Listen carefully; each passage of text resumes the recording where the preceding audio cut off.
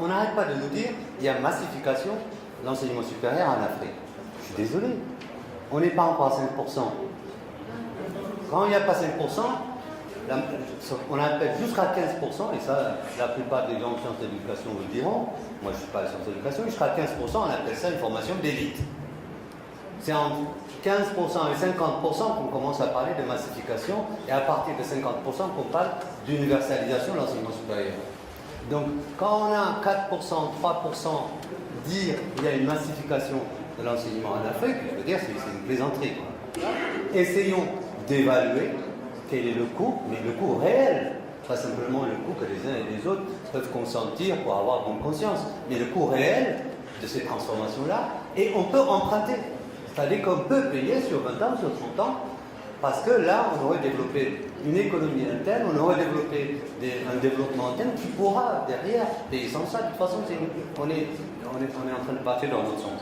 Donc voilà, je dis pour dire où est-ce qu'on peut trouver l'argent, je pourrais développer réellement. Je voudrais commencer par dire, peut-être que je n'ai pas bien dit au début quand j'ai commencé pour présenter cette vie antérieure dans laquelle j'ai mené cette expérience à l'université. À l'époque, pour des étudiants qui venaient de tout secteur confondu, ils ne venaient pas des sciences de gestion, ça a permis de créer en 2 ans une dizaine d'entreprises. Donc ça fait 24 ans. Certaines de ces entreprises vivent aujourd'hui et ont été des entreprises primées. L'université est donc le lieu où on doit révéler les talents. Révéler les talents, bien sûr, dans la formation classique, on ne va pas tous, la professionnalisation ne va pas devenir le discours, je dirais, entendu de l'ensemble de l'université, mais ça doit être un des axes. Ne fermons pas les yeux. L'Afrique et l'Afrique de l'Ouest est le lieu de la plus grande mobilité pour fournir des intelligences à d'autres pays. C'est certes, quand on ne trouve pas du travail ici, forcément on va le trouver ailleurs, etc. etc. Il ne faut pas se fermer les yeux. Ça fait partie des questions que nous devons nous poser, mais il ne faut pas penser que nous formons pour dire ah ben, à un moment ou à un autre, il y aura du chômage, et donc comment on va faire?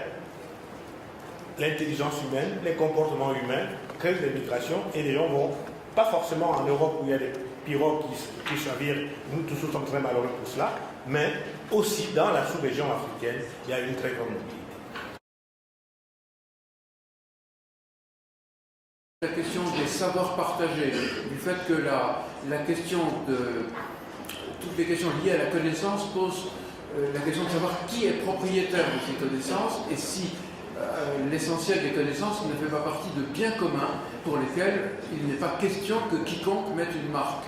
L'essentiel des connaissances peut circuler librement et doit circuler librement, et il n'y a aucune raison que des connaissances qui ont déjà circulé, qui ont déjà fait l'objet d'un certain nombre de transformations techniques ou industrielles, soient réservées à ceux qui les ont d'abord utilisées.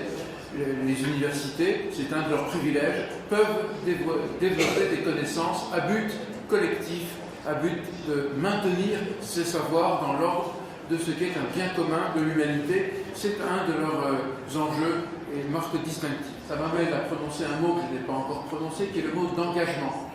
Je crois que là où le numérique est efficace, c'est aussi qu'il permet, en fait, comme le disent les sociologues ou les économistes, il allège les coûts de l'engagement. On peut s'engager pour moins cher. On n'est pas obligé de faire 10 ans de militantisme dans un parti politique pour avoir droit à la parole. On peut s'engager beaucoup plus légèrement en participant à des forums numériques, en réagissant avec d'autres sur des blogs, et ensuite à faire reconnaître la qualité de ses idées ou du réseau qui a été ainsi constitué.